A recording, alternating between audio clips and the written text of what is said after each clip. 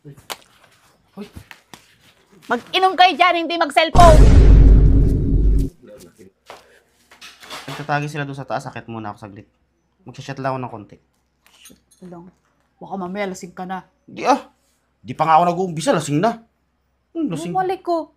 Mamaya mapasarap ka dun eh. Hindi. Tatagi lang ako ng konti. Pampatulog lang. Patulog na. Ha? Sige na, baba ka agad ha. Oo. Sige.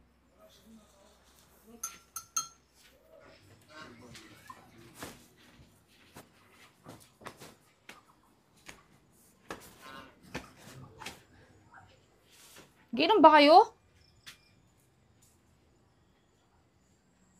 Paano yung cellphone nyo eh? At busy eh. Uy, saglit lang. Bakit ginawa mo? Nagsa-cellphone lang naman kayo eh. Nagsiselfon. Pinayagan mo na ako Sabi ko magtatagil ako ng konti. Tapos ngayon kukunin mo yung alak. Akala ko ba mag-iinuman kayo? Kaya nga kami. Ay bakit kayo pa rin ang cellphone? Paano mauubos yan? Tanggalin niyo yung cellphone niya. Sige na. Tatagay kami. Saglit lang naman konti lang. Tingtagay lang ako eh. Kaya nga. Paano nyo matatapos agad yan eh? Puro kayo naka-cellphone. Hindi.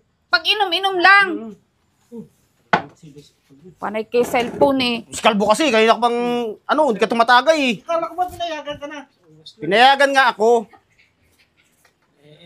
Palit mo lang yata iyon.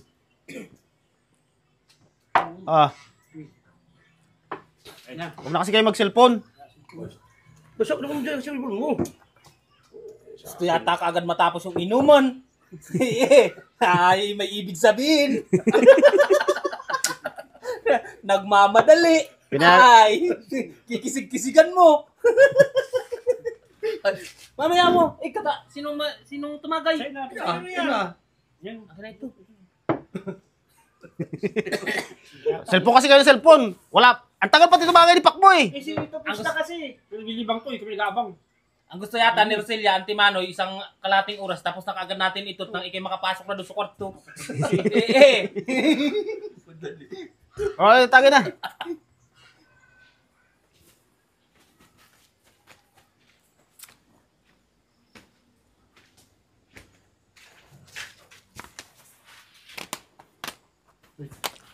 Hoy.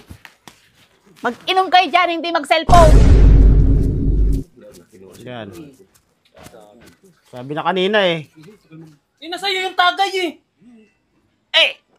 Bago dumating sa akin kanina, ang tagal-tagal na nito. Ayan. Mag-inom na lang talaga tayo. Ubusin na kagad natin Paano